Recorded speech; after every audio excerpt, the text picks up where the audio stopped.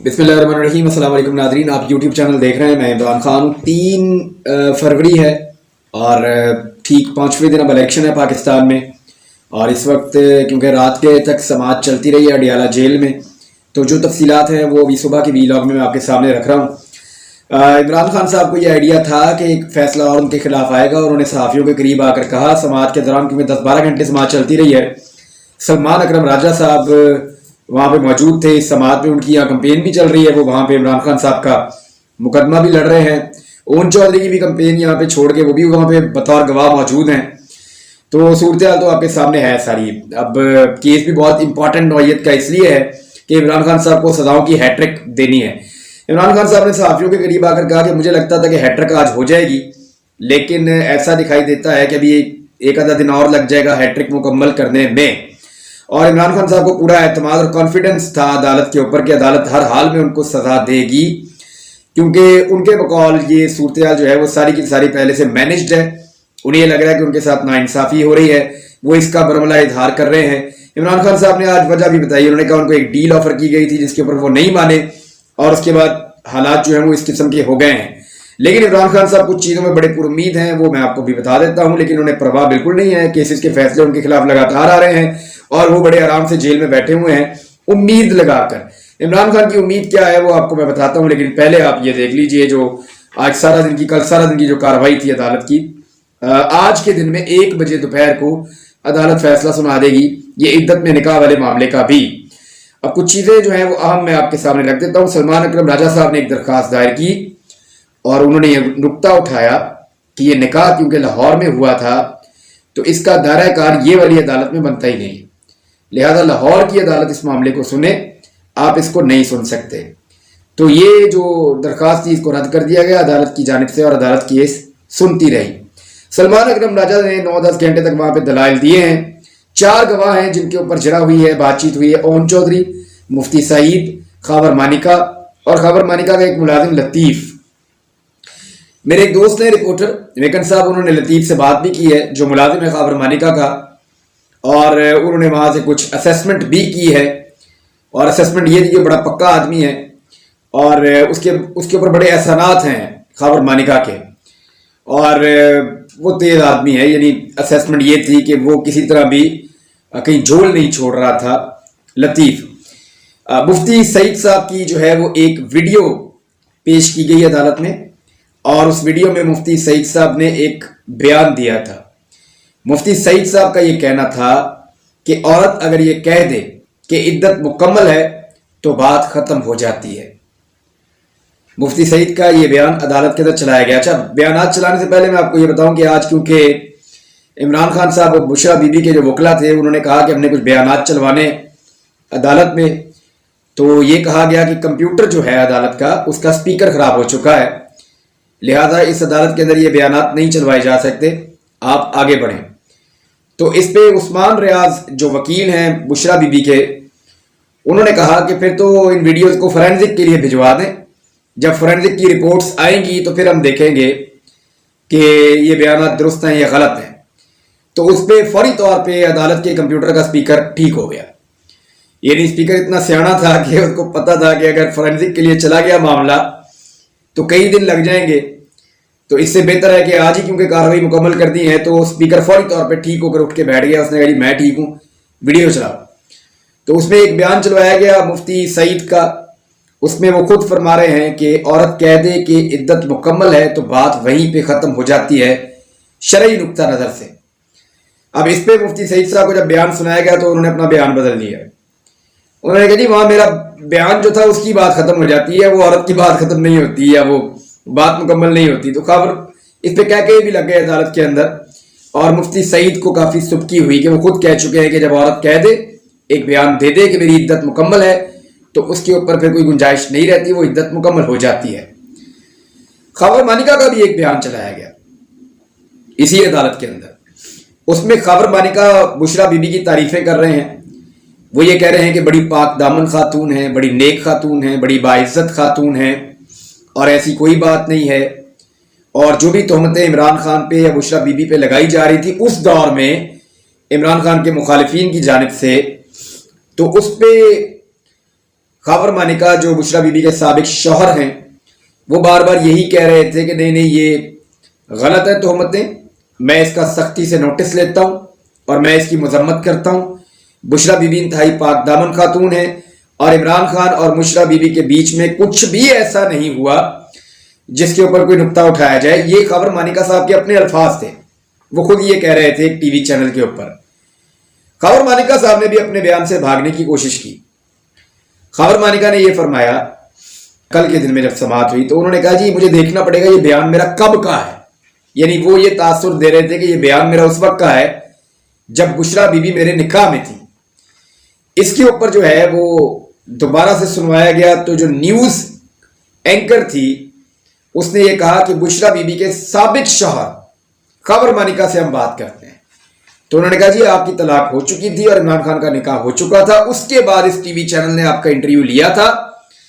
اس وقت آپ نے یہ کہا تھا کہ عمران خان کے اوپر تہمت لگانے کی میں نوٹس لیتا ہوں، یہ غلط کر رہے ہیں، زیادتی کر رہے ہیں، بشرا بی بی نیک دامن اور پاک دامن خاتون ہے.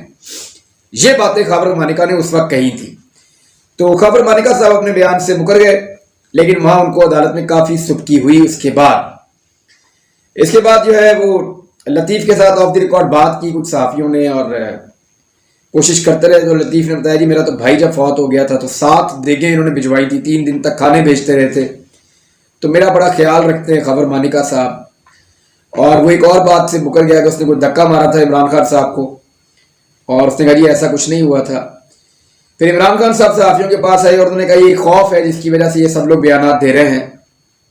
یہ لوگ ایسا کبھی نہیں کرتے لیکن ان کے اوپر ڈر مسلط کیا گیا ہے. عمران خان صاحب نے میڈیا کو کہا کہ اللہ الحق ہے، اللہ سچ ہے اور سچ کا اللہ ہے. عمران خان نے کہا کہ میں یہ سمجھ رہا تھا کہ آج ہیٹرک ہو جائے گی لیکن ایسا لگتا ہے کہ ہیٹرک ہونے میں ابھی تھوڑا سا وقت باقی ہے.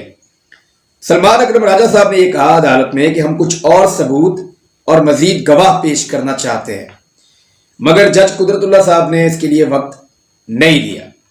پھر سلمان اکرم راجہ صاحب نے کہا کہ ہمیں یہاں پہ اندر موبائل لانے کی اجازت نہیں ہے اس عدالت میں، لہذا ہم نے ایک ویڈیو ہے وہ واٹس ایپ کی ہے اسسٹنٹ سپرنٹینڈنٹ آف جیل کو، آپ ان کا موبائل منگوا کے وہ ذرا ویڈیو چلوا دیں.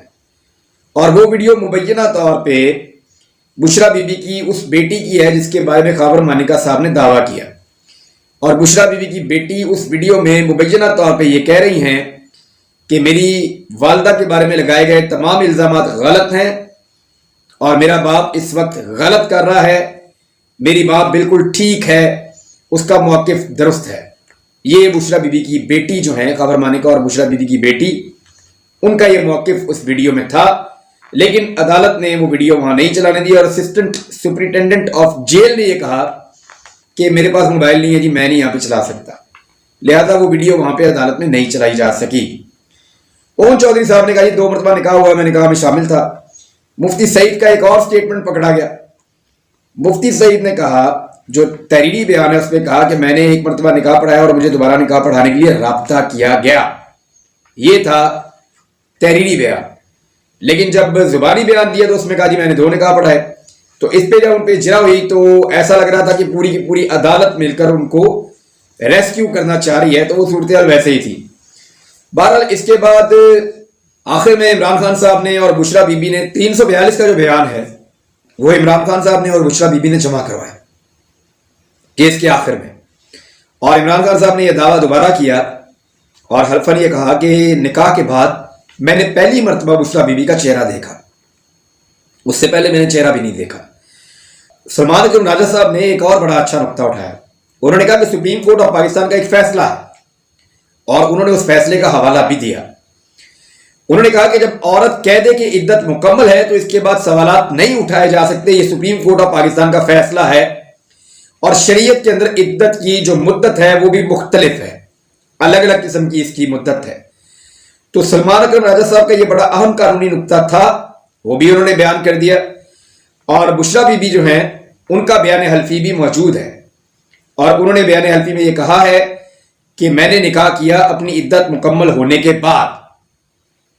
مفتی صاحب کے اوپر ایک اور چیز بھی اٹھائی گئی اور وہ یہ اٹھائی گئی کہ ایک آپریشن خلیفہ ہوا تھا 1995 میں پاکستان میں، جس میں بے نظیر بھٹو صاحبہ کی حکومت کو گرایا جانا تھا اور ایک फौजी कू था, इसकी तैयारी की जा रही थी। उसमें 2-3 फौजी अफसरान जो थे वो मुलव्वस थे। उसमें जो बड़े नाम हैं उनमें एक मुस्तनसर बिल्ला थे, उसके अलावा जनरल ज़हीरुल इस्लाम अब्बासी थे, मेजर जनरल, और मुफ्ती सईद का उसके अंदर एक हिस्सा था। मुफ्ती सईद उसमें गिरफ्तार भी हुए थे, बाद में इनको ब्लैकलिस्ट भी किया गया था।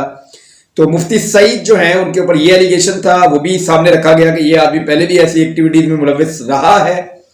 बहरहाल यही वो मुफ्ती सईद है, ताकि उनकी जो गवाह है उसकी क्रेडिबिलिटी के ऊपर एक उंगली उठाई पाकिस्तान तहरीक इंसाफ के जो बानी चेयरमैन है उनके वकला की जानिब से।